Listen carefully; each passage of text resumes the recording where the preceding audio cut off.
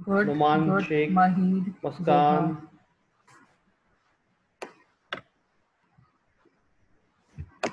Retirement, okay. Okay, perfect perfect perfect. चलें जी, इसको समराइज करते हैं।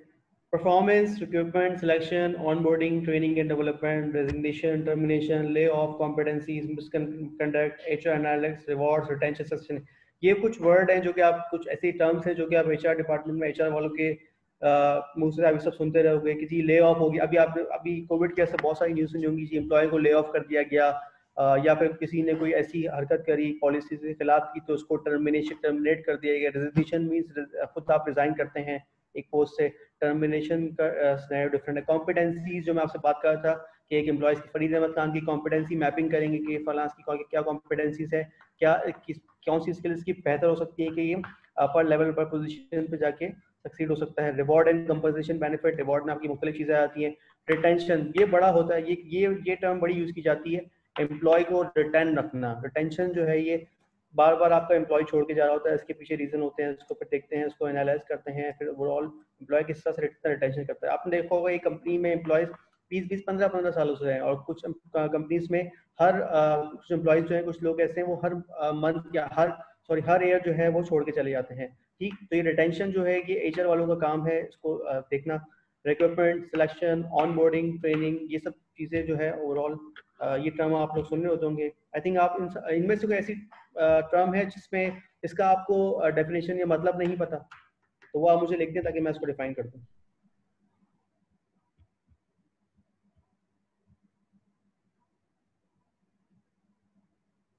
ऐसी कोई टर्म, ऐसी कोई वर्ड जिसका आपको मतलब नहीं पता।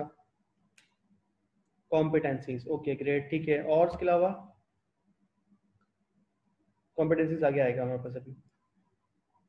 सैयद इरशाद के अलावा कोई और? एचआर एनालिटिक्स, ठीक है। मिसकंडक्ट, ग्रेट, मिसकंडक्ट, ठीक, मिसकंडक्ट, ठीक है।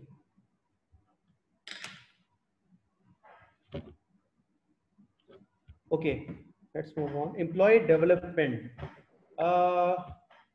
मुख्तलिफ फंक्शन है एचआर के। एचआर डिपार्टमेंट की अगर मैं बात करूं हमारी इसकी, तो हमारे पास एक एचआर ट्रेनिंग एंड डेवलपमेंट को देखते हैं, एक एचआर कुछ लोग ऑपरेशंस को देख रहे होते हैं, कुछ रिक्रूटमेंट एंड सिलेक्शन को देख रहे होते हैं, बाकी कुछ जो है ओडी साइड पे देख रहे होते हैं। ये एक टर्म जो है ओडी आजकल ये भी बहुत इन है, जो पॉलिसी मेकिंग वगैरह पे होता है। तो अगर मैं ट्रेनिंग की बात करूँ कि ट्रेनिंग क्या होती है, आप ऑलरेडी ट्रेनिंग वगैरह एम्प्लॉयज़ की ट्रेनिंग होती है, मुख्तलिफ एम्प्लॉयज़ मुख्तलिफ तरह से ट्रेनिंग करी होती है। वो ऑन दी जॉब ट्रेनिंग भी करवाते हैं, ऑफ दी जॉब भी करवाते हैं, इंटरनल ट्रेनर्स भी इनको ट्रेन कर रहे होते हैं, एक्सटर्नल ट्रेनिंग भी हो रही होती है। उसके लिए हम सबसे पहले जो है वो TNA, ट्रेनिंग नीड एनालिसिस करते हैं कि इस एम्प्लॉय की, इस स्टाफ की क्या ट्रेनिंग है, और आइदर की ट्रेनिंग क्या सक्सेसफुली पार्टिसिपेट करेगी, पार्ट प्ले करेगी बिजनेस की मिशन और विजन में, या उनकी प्रोडक्टिविटी को कैसे इंप्रूव करेगी। अगर एक शख्स अकाउंट्स में उसको हायर तो कर लिया, लेकिन इसको एक्सेल ही नहीं आता, तो वो रिपोर्टिंग पे कैसे काम करेगा। अगर मैं इसको एक्सेल की स्किल्स के लिए ट्रेन हमको कर दें, नॉमिनेट हो और उसको ट्रेन कर दें, तो उसका जो रिपोर्टिंग का जो लेवल है वो इंक्रीज हो जाएगा, और इससे रिपोर्टिंग के लेवल से इसके जो मीटिंग्स वगैरह में उसको इंक्लूड कर सकते हैं, और ये ओवरऑल इसके लिए बेहतर होगा। ठीक, ट्रेनिंग का ऑब्जेक्टिव होता है क्यों नहीं चाहिए, किस लिए चाहिए। अब इसको मेजर कैसे करते हैं। हमने ट्रेनिंग करवाई, एक को ट्रेनिंग के लिए सिर्फ 6 घंटे की ट्रेनिंग अटेंड करी, इसके बाद वो उसको कुछ भी नहीं आता, तो हम इसका ऑब्जेक्टिव डिजाइन करेंगे, उसको मेजर करेंगे इसका प्री टेस्ट पोस्ट टेस्ट के थ्रू। फिर ट्रेनिंग डिलीवरी, आइदर कोई इंटरनली इसको ट्रेनिंग दी जाएगी या फिर एक्सटर्नल ट्रेनिंग दी जा रही होगी, ऑन दी जॉब होगी, ऑफ दी जॉब होगी, इन क्लासरूम होगी, या ये जूम सेशन के थ्रू हो रही होगी। और फिर इसकी इवैल्यूएशन जो है वो दो तरीके से होती है। एक आपकी एम्प्लॉय की इवैल्यूएशन होती है कि आपने कितना सीखा, और देन फिर आपके एम्प्लॉयर का जो लाइन मैनेजर होता है उसको हम इवैल्यूएट, उसके थ्रू हम इसकी इवैल्यूएशन करवाते हैं कि इस स्टाफ को हमने ट्रेनिंग के लिए भिजवाया था, नॉमिनेट किया था आपने, और इसकी क्या इवैल्यूएशन, क्या इवैल्यूएट थी। ठीक, परफॉर्मेंस मैनेजमेंट का एक प्रोसेस होता है, परफॉर्मेंस अप्रेजल और परफॉर्मेंस मैनेजमेंट का, देन ये साइकिल होती है। अच्छा, करियर मैनेजमेंट कॉम्पिटेंसीज की बात कर रहे थे, वही वाली दोबारा से स्लाइड को ले आऊँ। एम्प्लॉय की जो करियर की जो लेवल है ओवरऑल पूरा कॉम्पिटेंसी मैपिंग की जाती है कि इसके बाद ये एम्प्लॉय जो है, फरीद साहब जो थे वो उन्होंने ज्वाइन किया, इसके बाद इनका सेकंड स्टेप क्या होगा, अगर ये यहाँ पर रहते हैं, रिटेंशन होता है इनका, तो फिर इनके पास सेकंड स्टेप क्या होगा, देन थर्ड स्टेप क्या होगा। आपने देखा होगा कि मुख्तलिफ पोजीशंस के लिए मुख्तलिफ क्वालिफिकेशंस और एक्सपीरियंस रिक्वायर्ड होता है। तो ही इसमें दिया हुआ है कि करियर मैनेजमेंट होता है, एंट्री लेवल पे आप एज और इस पोजीशन पे इस एजुकेशन और इस स्किल्स के साथ आए, देन आपकी स्किल सेट एम लेवल की जो स्किल सेट है और एम लेवल का जो एक्सपीरियंस है वो किस तरह कितना होगा, और इस ये जो स्टाफ है वो किस तरह से प्रमोट होगा, इसको क्या क्या स्किल्स की रिक्वायरमेंट है। इसमें आप एम्प्लॉय की ट्रेनिंग भी करवाते हैं, जो आपने आई थिंक आप में से किसी ने बात की सक्सेशन प्लानिंग की, सेम ये चीज़ होती है। और सक्सेशन प्लानिंग का मतलब ये होता है मेरे बाद, मतलब रिटायरमेंट के बाद या एक एम्प्लॉय रिजाइन करके जा रहा है उसके बाद नेक्स्ट कौन होगा। अब इसमें रिक्रूटमेंट जो मैं आपसे बात कर रहा था अभी इंटरनल रिक्रूटमेंट की और एक्सटर्नल रिक्रूटमेंट की, अगर कोई सक्सेसर मौजूद नहीं है तो फिर कंपनी जो है एक्सटर्नल रिक्रूटमेंट की तरफ जाती है। अगर कोई सक्सेसर मौजूद है तो वो कोशिश करती हैं कि ये इंटरनली पोजीशन फिल हो जाए, क्योंकि उसको सिस्टम की अवनोस ज़्यादा होती है तो उसको एडजस्ट होने में टाइम नहीं लगता ओवरऑल। ठीक, मिडल मैनेजमेंट, देन फिर एक बड़ा मिसकंडक्ट की आपने बात की थी, आपने से कहा था आप मिसकंडक्ट की टर्म समझ में नहीं है आपको। मिसकंडक्ट, एम्प्लॉय रिलेशन, आपने सुना होगा जी फला एम्प्लॉय ने ये कोई फ्रॉड कर दिया, या फला एम्प्लॉय एब्सेंट था, 10 काफ़ी दिनों से एब्सेंट था तो उसके खिलाफ लॉ के तहत जो है वो कार्रवाई की गई, या लॉ की तरफ एक्शन लिया गया, उसको शो कॉज दे दिया गया, या उसको वार्निंग लेटर इशू कर दिया गया, टर्मिनेशन तक गया। तो ये जो सारा मैटर डील करता है ये एम्प्लॉय रिलेशन होता है। इसमें आपकी कुछ लेबर यूनियंस भी आ जाती हैं, वो भी एम्प्लॉय रिलेशन का ही पार्ट होती हैं। इसमें आप किसी एम्प्लॉय की हेयरिंग सुनते हैं, आप उससे डिस्कस करते हैं सब चीज़ों के बारे में, कंप्लाइंस वगैरह भी डील करते हैं। अब पॉलिसीज़ आपकी इंटरनल भी होती हैं, जो आपकी इंटरनल पॉलिसीज़ हैं, और कुछ पॉलिसीज़ आपको गवर्नमेंट की तरफ से रेगुलेट होती हैं, जो कि टर्म्स ऑफ एम्प्लॉयमेंट जो गवर्नमेंट का एक चार्टर है उसके थ्रू आपको करते हैं, वो आप कंपनी जो है उसको अपना पार्ट बनाती हैं। जैसे अगर एक शख्स 10 दिन तक कंटिन्यूसली हैबिचुअल एक्सीडेंट होगा तो उसको आप लॉ के तहत उसको आप लेटर शो कॉज इशू करेंगे, देन उसको वार्निंग करेंगे, अगर वो उस पर रिस्पॉन्ड नहीं करता तो आप उसको टर्मिनेट कर देंगे। आप इसको ऐसे ही टर्मिनेट करते हैं विदाउट एनी इंक्वायरी, विदाउट इसका, तो आप वो अगर वो शख्स कोर्ट चले आता है तो वो स्टे ले सकता है, और उस पर फिर वो आप फिर आप कोर्ट मैटर्स वगैरह पर डील करते हैं। तो ये बेसिकली ट्रेनिंग का और ये ओवरऑल आपका जो पार्ट था। अब मैं आपको फॉर्म सिखाता हूँ कि किस तरह से फॉर्म्स जो हैं वो इंटरव्यू एवेल्यूशन फॉर्म, कोई भी कैंडिडेट आपके पास आता है। अच्छा, अब मैं आपसे रिक्वेस्ट करूंगा आप सब अपने माइक ओपन कर दें, जिनके इर्द गिर्द काफ़ी ज़्यादा शोर है तो वो ना करें, बाकी जितने लोग हैं अपने माइक ओपन अनम्यूट कर दें, तो इससे ये होगा कि हम पे टू इंट्रैक्शन उसके सेशन को एंड करेंगे हम। अच्छा जी, इंटरव्यू एवेल्यूशन फॉर्म के बारे में पता है इंटरव्यू एवेल्यूशन क्या होता है? At the time of interview, कहीं आप इंटर्नशिप वगैरह के लिए गए होंगे तो वो एक जो रिक्रूटर है, जो एम्प्लॉय जो मैनेजर होता है, जो भी आपका इंटरव्यू ले रहा होता है, वो एक फॉर्म एक पेपर लेके आपको इवेल्युएट कर रहा होता है। तो फॉर्म क्या होता है?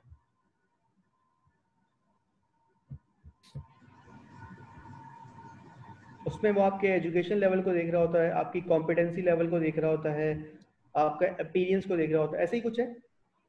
वो कहते हैं ना जब जाओ तो अच्छे से बल्कि सिंपल, अगर मैं इसको बिल्कुल लो पे यूज करूँ तो साफ सुथरे होके जाओ, स्माइल चेहरे पे रखो, साथ में नींद अच्छी करके जाओ ताकि चेहरा डल ना हो, और कॉन्फिडेंटली जवाब दो, इस तरह का आपसे कहा जाता होगा। ऐसी तैसी ना आप भी ऐसी बताती होंगी इनको जब इंटरव्यू जाते होंगे।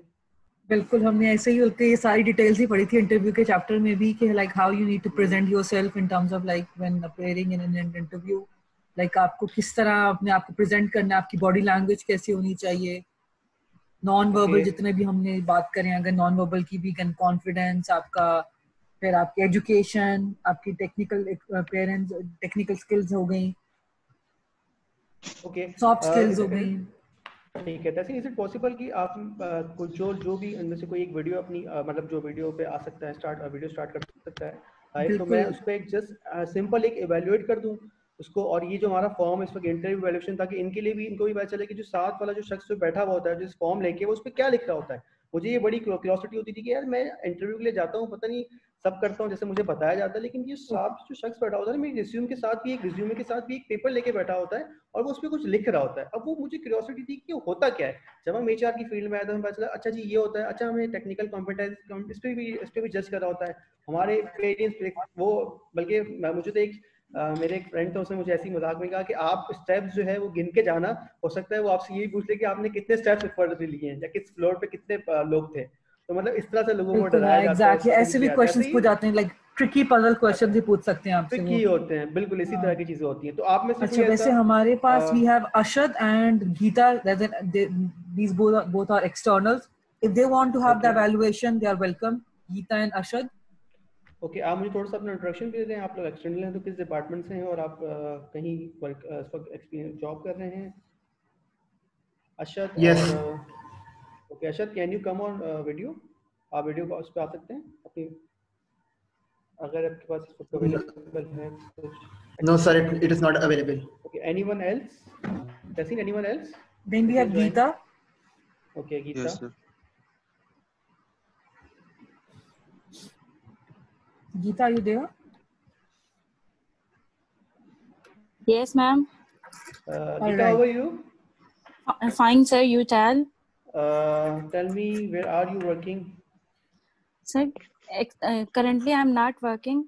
I have done my bachelor's from Iqra University in December 2019 and currently enrolled in MBA at IOBM University. Okay, great. Okay, Tessin, sorry, Geeta, you are doing your master's in HR. HR. Okay, so Yes, we have position vacant in our organization, which is HR executive. So you have applied for this. तो आपका interview है जी, आप इस वक्त और आप interview में appear हैं। तो ये बड़ा आपको क्या बताया जाता है या क्या सिखाया गया था कि इंटरव्यू में कैसे अपेयर होना चाहिए? अभी इंटरव्यू के लिए आप पढ़ रहा हूं और मैं कंप्यूटर साइंस। जी सर, बिल्कुल मैं इंटरव्यू के लिए मैंने अप्लाई किया हुआ है। गई हुई हूँ। कभी इत्तेफाक हुआ आप इंटरव्यू के लिए गए हैं, उन्होंने आपसे कुछ सवाल पूछे हो? जी सर, बिल्कुल। अच्छा, सबसे पहले तो आप बिल्कुल रिलैक्स हो जाएं। जी सर। ठीक है, सबसे पहले आप बिल्कुल रिलैक्स हो जाएं। सबसे जो मेन चीज होते हैं, अब रिलैक्स हो जाओ। कोई आपको बेसिकली जब आप जाते हैं तो उसको थोड़ा सा होता है कि यानी क्या पूछ लेंगे क्या नहीं पूछेंगे, तो ये एक नॉर्मल सा सिनेरियो है। ठीक है, तो आप इसमें टाइम ले सकते हैं। आप एम्प्लॉय को ये कह सकते हैं, एम्प्लॉय जो आपका जो भी इस वक्त इंटरव्यू ले रहा होता है उसको आप कहते हैं कि just sir give me just 30 second ताकि मैं अपने आप को चार्ज अप कर लूं। ठीक, तो आप बिल्कुल रिलैक्स हो जाओ। ठीक है, तो मुझे बताएंगे आपकी क्या क्वालिफिकेशन है? Sir, currently I am enrolled in MBA HR at IOBM University. Okay, so why you are applying for this job? Sir, why? Sir, as I have done my bachelor's, so I thought I have to move towards my career to improve my.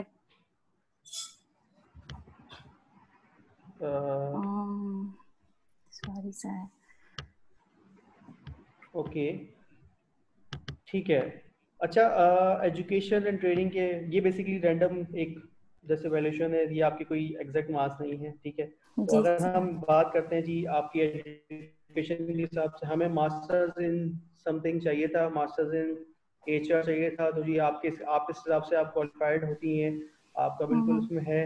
ठीक है, अब मैं technical competency आपके technical, अब मुझे बताती है HR के बारे में कितना पता है आपने, कितना थियोरेटिकली आप पढ़ा है, कभी कोई हायरिंग के बारे में पता है? लिंक्डइन यूज करते हो आप? जी सर, बिल्कुल मैं लिंक्डइन यूज करती हूँ। तो ये जो मिस गीता, ये गीता है, ये लिंक्डइन यूज करती हैं, तो उनको ये पता है। आपने देखा होगा जॉब एड्स बन रहे होते हैं मुख्तलिफ। जी सर, बिल्कुल मैंने जहाँ पे इंटर्नशिप करी थी मैंने खुद जॉब एड्स बनाई है वहाँ पे। ओके, जैसे मैं लिखता हूँ जी लुकिंग फॉर एचआर एग्जीक्यूटिव, ठीक है, with 2 years of experience in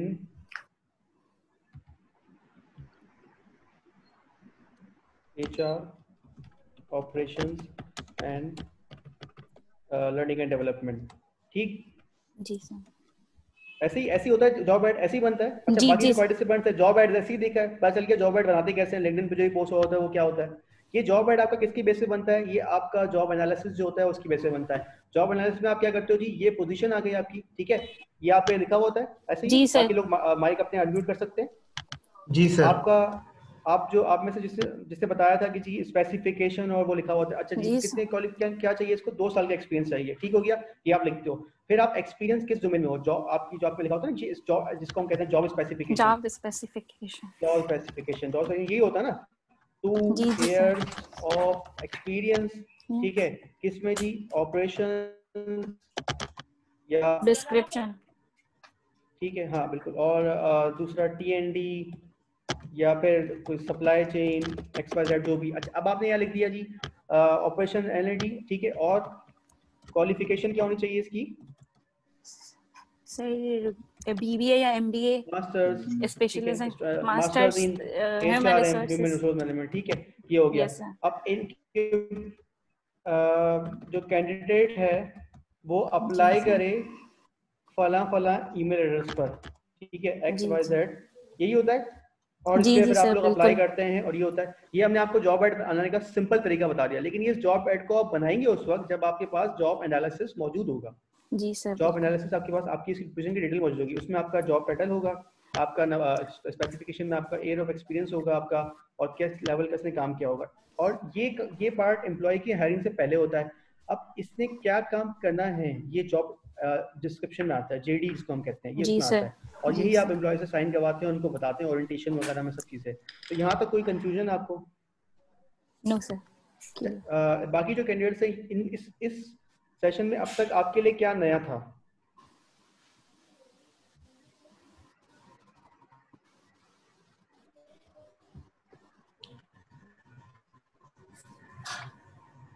इस सेशन में अब तक आपके लिए क्या नया था? Sir, Abdul Rahman, everything. Everything, okay. Mohammad Ali, Islam Tahir, मुझे आपकी आवाज़ सुननी यस है। सर। ओके, इस सेशन में आपने अब तक क्या कुछ नया सीखा? प्रैक्टिकल अगर मैं जाऊँ तो हटके। सर HR के बारे में समझा ज़्यादातर जो आप ठीक बता है, रहे Uzair Soomro, Taimur Abid, Uzair. Sir, I think Yes, yes. the job interview thing you tell about that. Okay, and what about this job ad and job analysis part? Yes, it was nice and yeah, okay, Anusha, interesting thing was. Yes, sir. What did you learn? Sir ये जो आपने अभी करवाया ना job add, ये अब new सीखा। New सीखा। अगर मैं आपको जी जी। कोई, अच्छा, लिंक्डइन यूज करें, लिंक्डइन पे अपना अकाउंट क्रिएट करें, जो कि बहुत ज़रूरी है आप सबके लिए। ये देख सकते हैं आप लोग, मैं आपको तहसील, is it recorded? Okay, let me stop the recording. It's okay. ये इज इट गुड फिट और नॉट? तो ये चीज़ें इसमें हम लोग इसमें एवेल्युएट करते हैं। लीडरशिप क्वालिटी, अब आप बोलोगे जी लीडरशिप क्वालिटी तो वही होती है जो टॉप पे बैठा होता है वही लीडरशिप। नहीं जी, आपने अपने सिनेरियो में, अपने यूनिवर्सिटी लाइफ में या ओवरऑल जो एक्सपीरियंस में क्या आपने लीडरशिप रोल प्ले किया। मैं अगर अपनी बात करूँ तो मैं जिस वक्त स्टडी कर रहा था, मास्टर MPA इन HR कर रहा था, तो वहाँ पे मैं स्टूडेंट काउंसिल का प्रेसिडेंट रह चुका था। तो वो लीडरशिप क्वालिटी जब मैं स्टार्ट में फर्स्ट जब इंटरव्यू किया था, मैंने उनको बताया तो वो बड़ा इंस्पायर हुए इससे। तो बेसिकली इस तरह की चीज़ें आप अपना जो आपके असाइनमेंट्स होते हैं वो आप इसमें ज़रूर मेंशन करना करें अपनी CV वगैरह में। उस वक्त at the time of interview आपसे लीडरशिप क्वालिटी पूछता है, अपीयरेंस, ये सब चीज़ें। तो आप ये बता सकते हैं कि जी हाँ, मैंने एक टीम ग्रुप ऑफ असाइनमेंट था जिसमें मैं इंडस्ट्रियल विजिट करना था या हम ये काम करना था, उसमें हमने एज अ टीम प्लेयर काम किया और उसको मैंने लीड किया। तो वो आपकी स्किल्स को जज करा होता है, ये ज़्यादा चांसेस होते हैं बनस्पत इसके। ठीक है जी sir, now the camera is available. Syed Ashraf, Tahseen, recording, Okay, all right. सब चीज़ें प्रॉपर डॉक्यूमेंटेशन पे जारी होती हैं। तो ये जो सिस्टम बेस पे जितने सॉफ्टवेयर हैं आपका, वो आपका HRIS पे आ गया है। उसमें आपका परफॉर्मेंस मैनेजमेंट पे आता है, एम्प्लॉय की हायरिंग, एम्प्लॉय की प्रमोशन लेवल, एम्प्लॉय का कॉम्पिटेंसी पे, ये पूरा एक मैपिंग के थ्रू। इस समय पर अवेलेबल नहीं है, मैं आपको शो करता तो इसके थ्रू आपको ज़्यादा समझ में आता। लेकिन ये सिस्टम सॉफ्टवेयर बेस पे जो भी चीज़ें हैं वो आपकी इसी HRIS पे ही आती हैं। इसका मटेरियल चाहिए होगा तो मैं आपसे कुछ शेयर कर दूंगा, तो आपको थोड़ा सा ज़्यादा इसमें हेल्प आउट कर देगा। और कोई क्वेश्चन आपका, किसी और का? I want to ask something about how to build an effective resume. हम कई बार सुनते हैं कि for apply, if you want to apply a job, send your resume, create an effective on the part of Effective, okay, what is effective और what is non effective? सबसे पहला सवाल तो ये कहता है कि क्रिएट योर रिज्यूमे इफेक्टिव। तो उसमें क्या इफेक्टिव होगा, क्या चीज़ ऐसी होगी जो वो अट्रैक्ट करेगी? अब पोजीशन पे डिपेंड करता है। देखिए, अगर आप फ्रेश ही हैं इस वक्त, तो आपकी जो मैं आपसे कह रहा था, आप अपनी बिल्कुल ऐड करेंगे उस पर आपका वर्क एक्सपीरियंस। इधर आपने कहीं इंटर्नशिप करी वो उस पर ऐड करेंगे, ठीक। अब उसमें ये आता है कि जी पिक्चर ऐड करें ना करें, होना चाहिए, कुछ लोग डिजिटल फॉर्मेट ले रहे होते हैं इसको, तो ये सब चीज़ें ठीक है, वो काफ़ी हद तक मैटर करती हैं। लेकिन जो मेन चीज़, जो मेन पर्पस है ना, उस वक्त उस जॉब एड को आप देखते हैं। रिज्यूम याद रखिएगा, हम लोग हमेशा ये बताते हैं, एक रिज्यूम हर जॉब के लिए फिट नहीं है। आप जॉब का एड देख के, जॉब की डिस्क्रिप्शन देख के अपने रिज्यूम को रीडिज़ाइन करते हैं। अगर कहीं इंटर्नशिप आई हुई है ऑपरेशंस डिपार्टमेंट में, तो आप जो अपना प्रीवियस एक्सपीरियंस लिखोगे या कुछ लिंक लिखोगे, आपको पता है जी ऑपरेशंस वाली को या सॉरी लर्निंग एंड डेवलपमेंट में अगर एक इंटर्नशिप आई हुई मैटर करेगी, वो आपकी कम्युनिकेशन लेवल करेगा। आपका लर्निंग एंड डेवलपमेंट में क्या काम है? कम्युनिकेशन का काम होगा। आप लोगों से इंटरेक्ट करोगे, स्टाफ से इंटरेक्ट करोगे, इनको ट्रेनिंग करोगे और आपको डॉक्यूमेंट, तो ये चीज़ें आप उससे मेंशन करोगे, तो ये ज़्यादा इफेक्टिव है। होप मैंने आपके इस सवाल का आंसर कर दिया है। Okay, got it. I got it. Formats आपसे तहसीन ने बहुत सारे शेयर किए होंगे, तो जितना, और बाकी जो आपके स्किल सेट्स हैं, आपकी जो अचीवमेंट्स हैं, अचीवमेंट्स आपकी कोई प्रोजेक्ट रिलेटेड हो या आपने कोई लीडरशिप क्वालिटी, जो मैं आपसे बात कर रहा था जैसे जॉब इवैल्यूएशन में बात कर रहा था फॉर्म में, आपकी कोई इस तरह की चीज़ हो, तो वो आप उसको ऐड कर सकते हैं उसमें, कि आपने कोई लीडरशिप रोल प्ले किया हो, कोई सेमिनार्स कंडक्ट करवाए हो या कोई लीडरशिप कॉन्फ्रेंस अटेंड की हो, अपने सर्टिफिकेशन वगैरह, वो आप, क्योंकि फ्रेशर्स के लिए ये चीज़ें बड़ी मैटर करती हैं, और आपका एक्सपीरियंस।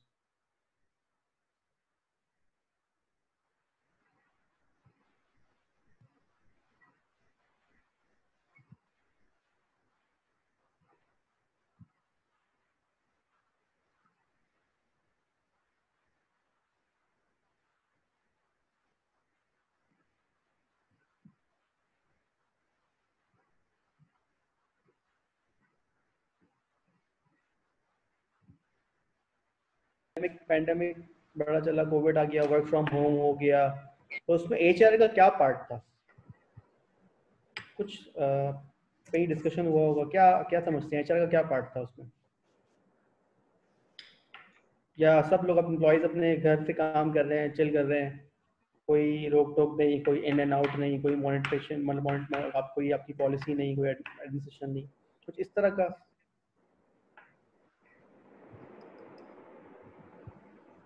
अच्छा, वर्क फ्रॉम होम हो गया, एम्प्लॉय के लिए पॉलिसी रिवाइज हो गई, आपके कंपनसेशन पॉलिसी रिवाइज हो गई, आपका business continuity plan, I think आप लोगों ने पढ़ा होगा, या शायद आप इन फ्यूचर अपने लास्ट सेमेस्टर में इसको पढ़ेंगे, इसके बारे में टॉपिक होगा आपका। तो बिजनेस कंटिन्यूटी मतलब बिजनेस चलता रहे, ठीक, चाहे एम्प्लॉय वर्क फ्रॉम होम चले या कंपनीज ये काम किया। तो एचआर की वजह से, सॉरी कोविड की वजह से बहुत सारी चीज़ें जो हैं वो चेंज हुई हैं ओवरऑल ही। तो इससे ये हुआ कि जी एचआर का जो काम है वो ज़्यादा चेंज हो गया, आपकी हायरिंग जो है वो कहीं ना कहीं फ्रीज हो गई, कुछ एम्प्लॉयज़ को आपको ले ऑफ करना पड़ गया। अब उसमें भी एचआर का पार्ट था, आप कोचिंग की सीखी, आपने सबसे पहले जो ट्रस्ट लेवल था, मोटिवेशन लेवल था, वो ज़्यादा एचआर को पार्ट प्ले करना पड़ा उसमें। तो बेसिकली मैं तहसीन से एक आर्टिकल शेयर करूँगा, तो वो आप जरूर से ले लीजिएगा। तो उसमें आपको जो कोविड से रिलेटेड जो एचआर वालों को जो चैलेंजेस जो आए हैं, उससे आपको काफ़ी डिटेल मिलेगी। ये आई नो ये इस लेवल के अभी तो फिलहाल रखें, लेकिन आपको हाउ नो मार्केट का पता चलेगा, मार्केट में इस वक्त ट्रेंड क्या है और एचआर किस तरह से इनोवेट कर रहा है, टेक्नोलॉजी की तरफ जा रहा है। तो ये बेसिकली बड़ा आपके लिए इफेक्टिव रहेगा। और किसी का कोई सवाल? All right. I have a last question, Uzair. Yes. My question would be regarding the career management and progression, like how organizations are working towards the employee career and progression. Okay, career progression की अगर मैं बात करूं simple, तो career को path को किस तरह से मैनेज किया जाता है करियर एम्प्लॉय के, अदर इस एम्प्लॉय जो, मतलब अगर इसको मैं सिंपल उसमें ये समझाऊँ आपको कि इसकी काउंसलिंग भी होती है उसमें। आप एक एम्प्लॉय है, वो एचआर में इंटर्नशिप और जॉब के लिए आ गया, अब उसका एचआर में इंटरेस्ट ही नहीं है, ठीक, या मार्केटिंग में उसका इंटरेस्ट ही नहीं है, तो being an HR manager, being HR lead जो भी है, वो आपके करियर प्रोग्रेशन प्लान करेगा। जी आपकी स्किल सेट तो ये है, ठीक है, वो उससे काउंसलिंग में, उसकी कोचिंग में से डिस्कस करेगा, और आपका जो स्किल सेट है, जो आपका स्किल इंटरेस्ट जो है वो इसमें है, लेकिन आप कर ये रहे हो, तो देन फिर उससे वो टू वे डिस्कशन के थ्रू उसकी वो चीज़ों को मैनेज करता है। ये आपका बेसिकली पूरा करियर प्रोग्रेशन बनता है, इसमें आपकी कॉम्पिटेंसीज भी देखी जाती हैं, इसके थ्रू आप इसको मैनेज कर रहे होते हैं। तो maybe they can go for job rotation as well if there is a requirement. ये जब आप इंटर्नशिप करते हैं ना, तो इंटर्नशिप में मैं मुख्तलिफ डिपार्टमेंट में, मतलब नॉर्मली पता नहीं कि लोग, कुछ लोग कहते हैं डिपार्टमेंट्स में आपको इंटर्नशिप नहीं लेकिन आप डिपार्टमेंट जब मुख्तलिफ डिपार्टमेंट, तो आपको अपना जो है ना वो अंतर पता चल जाता है कि आप किस टाइप के हो। मार्केटिंग एक चीज, मैं एक छोटा सा वो देता हूँ ना कि सेल्स वाला, मार्केटिंग वाले कहते हैं I will attract customer for you, ठीक है। सेल्स वाले कहते हैं व्हेन कस्टमर अराइव, तो मैं इनको जाने नहीं दूंगा। एचआर वाला कहता है I will recruit and take care of your employees, ठीक। एचआर वालों की टर्म ये होती है, ठीक। सप्लाई चेन कहता है आई विल प्रोक्यूर, मैं आपका जितना भी मटेरियल है जो आपके बिजनेस स्ट्रेटेजी है वो प्रोक्यूर करूंगा ताकि आप बेहतर प्रोडक्शन कर सको। तो ये हर किसी का एरिया है। अब आपकी कम्युनिकेशन का जो लेवल है, मतलब आप एचआर वाले को क्या जरूरी है, एचआर वाले को कम्युनिकेशन जरूरी है, इनको लॉस के पता होना चाहिए। फाइनेंस वालों के लिए शायद जो अपर लेवल है उनके अलावा नीचे लेवल्स के लिए इतनी कम्युनिकेशन का इतना ज्यादा तो मैटर नहीं करता। मार्केटिंग, अगर आप मार्केटिंग में जाना चाहते हो, मार्केटिंग में तो आपकी कम्युनिकेशन बेहतर होनी चाहिए। और इस वक्त तो वैसे भी डिजिटल मार्केटिंग का दौर है, ठीक। तो हर चीज आपकी डिजिटल हो गई। आप देखते हैं, आप में से कितने लोग टीवी देखते हैं, दिन में कितने घंटे टीवी देखते होंगे? आप चैट बॉक्स पे लिख के बता सकते हैं मुझे। और कितने मोबाइल फोन ज्यादा यूज करते हैं एज कंपेयर टू टीवी? अगर मैं कहूँ टीवी मैं देखता हूँ 1 घंटा दिन में, एक शायद इससे भी कम। और फेसबुक या सोशल मीडिया पे मैं एक्टिव हूँ 4 आवर्स। तो जो कंपनीज है वो किस चीज पे ज्यादा फोकस करेंगी अपने ब्रांड के लिए? सोशल मीडिया पे। हर मिनट में, हर सेकंड में हमारे पास पॉपअप आ रहा है, ऐसे ही है। तो आपके लिए ये चीज़ें बड़ी मैटर करती हैं इस वक्त। मार्केट जो मेन चीज़ में मैं ये कहूँगा कि मार्केट सर्च करें, मार्केट में देखें, सोशल मीडिया पे, लिंक्डइन पे अपना अकाउंट जरूर क्रिएट करें। इससे आपको पता चलेगा इस वक्त करंट सिचुएशन क्या है, किस तरह से इनोवेशन हो रही है एचआर में, दूसरे डिपार्टमेंट्स में। पहले मार्केटिंग में होता था टीवी एड्स चलती हैं, अब आप देखें डिजिटल एड्स हो गई। यूट्यूब एक अलग ही पूरा वो एक है मीडियम है, उसके थ्रू अब चल रहा है। फिर यूट्यूब पे एड्स चलनी है, मुख्तलिफ सोशल मीडिया पे एड चलनी है। तो अब अगर आपको, अब आप, मैं आपसे कोई प्रोडक्ट की बात करूं, XYZ जो भी प्रोडक्ट, एक प्रोडक्ट एक पेंसिल है, तो इस पेंसिल की ऐड आपने शायद टीवी पे ना देखी हो, आपने इस पेंसिल की ऐड सोशल मीडिया पे कहीं नोटिफिकेशन या पॉपअप के थ्रू शुरू कर रहा हो। तो ये बेसिकली चीज़ें हैं जो इस वक्त बड़ी एडवांस हो रही है। और एचआर के लिए भी इन सब चीज़ों को, फिर एचआर भी इन सब चीज़ों को अडॉप्ट करता है, टेक्नोलॉजी को अडॉप्ट करता है और इसी तरह से मैनेज कर रहा होता है। I have a question. Yes, what's your name? Ashad Ali. Okay, Ashad. Sir, I am currently studying computer science from DHE Sufa. And my question is that how can you relate my computer science studies to this topic? How can I relate? Okay. सबसे पहले तो मुझे ये बताओ आपने जाना क्या है? सर कंप्यूटर की फील्ड में जाना है, लेकिन आगे बिजनेस की तरफ प्लान है कि पहले। अच्छा, ठीक है। और आपने जाना कंप्यूटर साइड पर ही है और आपका बिजनेस साइड पे प्लान है, ऐसे एंटरप्रेन्योरशिप वाला कॉन्सेप्ट है, ठीक है? जी जी। तो मैं सिंपल करता हूं ताकि बाकी लोगों को भी समझ में आ जाए, ठीक। अब आपने अगर एंटरप्रेन्योरशिप पर ही जाना है तो आप पे एचआर के कुछ सॉफ्टवेयर्स आप देख रहे होंगे, आजकल बड़ा चल रहा है जी, मुख्तलिफ सॉफ्टवेयर होते हैं जो कि attendance management, time management, performance, जो मैं आपसे बात कर रहा था, HR MS, human resource management system, human resource information system, ये इस पे बेस करता है। तो अगर आपने ये चीज़ आपके लिए, आपकी जो एचआर की जो नॉलेज है ना, आपको बीइंग इन सॉफ्टवेयर डेवलपर या जो भी आप आगे कंप्यूटर में मास्टर्स करते हैं, जो भी आप फील करते हैं, उसके लिए आपको मुख्तलिफ फील्ड्स की, जिसमें भी आप सॉफ्टवेयर बनाएंगे वो ऐड करेंगे, तो वो आपके लिए, ये आपकी नॉलेज बड़ी काम आएगी। अब आपको यही नहीं पता, अब आपसे फर्ज करें आपकी एक कंसल्टेंसी है अशद कंसल्टेंसी के नाम से, ठीक। अब आपको एक प्रोजेक्ट आया कि जी एचआर आप सॉफ्टवेयर बनाना है आपने, अब आपको एचआर की नॉलेज ही नहीं है। अब एचआर नॉलेज से क्या, टाइम मैनेजमेंट क्या होता है, पेरोल कैसा क्या होता है, ठीक है, सैलरीज क्या होती हैं, लीव्स क्या होती हैं, तो ये एचआर की नॉलेज जो है आपका, ये चीज़ें ऐड ऑन करेंगी, आपको उसमें बढ़ाएंगी, इसके थ्रू आप फिर अपने करियर को और ज़्यादा मतलब बेहतर बना सकते हो। ये आपके लिए इसमें है मुख्तलिफ फील्ड। एचआर की नॉलेज सिर्फ एचआर वालों के लिए ज़रूरी नहीं है। हम ये कहते हैं जी एचआर की नॉलेज सिर्फ एचआर वालों नहीं, एचआर के दूसरे जो फंक्शन डिपार्टमेंट्स हैं उनके लिए भी बड़ी ज़रूरी है। जी sir, thank you. Anyone else? All right, Uday. Thank you so much for joining us and giving us your precious time.